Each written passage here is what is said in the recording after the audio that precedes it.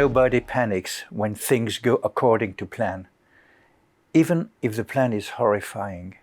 If tomorrow I tell the press that like a gangbanger will get shot or a truckload of soldiers will be blown up, nobody panics because it's all part of the plan. See, I'm not a monster, I'm just ahead of the curve. Heath Ledger, Joker. Vous l'avez reconnu immédiatement, ce Joker, qui vit dans l'obscurité de Batman. Ce prince des ténèbres au sourire blessé et qui génère sa propre lumière. Il est vivant et actuellement, il licencie beaucoup de personnes qui seront prévenues en temps utile par mail. Restez chez vous. Gotham survit et prospère, mais sans vous désormais, et sur les rares photos ou vidéos de leurs apparitions, c'est le col de chemise ouvert pour être cool.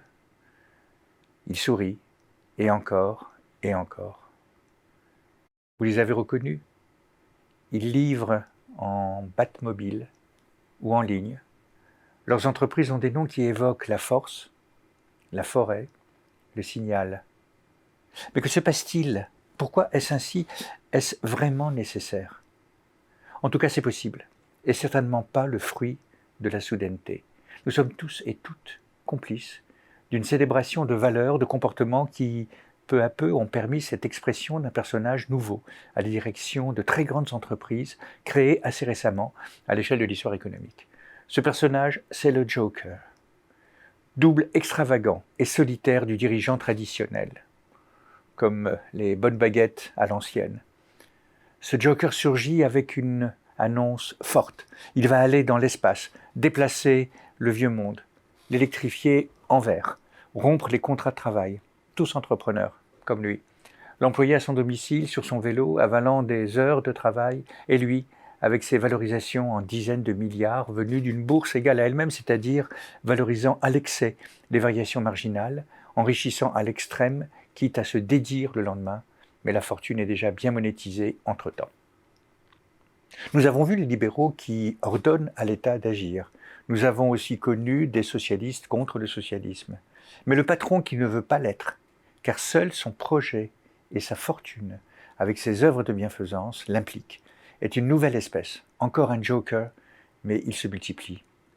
Cette approche idéologique du business, très présente dans nombre de start-up, est une des menaces de la stabilité sociale. L'entreprise en est un pilier, qu'elle l'admette ou pas. Les extrêmes classiques y trouvent leur compte idéologique, mais le pouvoir vacille, sans être d'ailleurs menacé, car il se renforce en recours, quoi qu'il en coûte.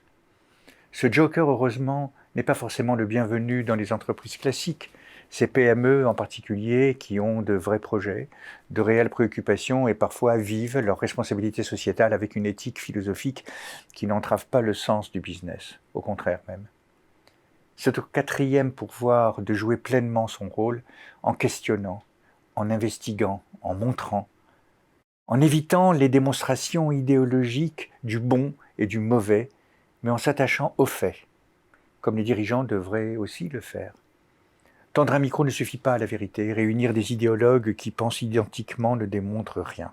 Mais amener le pays et les pouvoirs aux légitimes concertations, interpellations, est une grande tâche.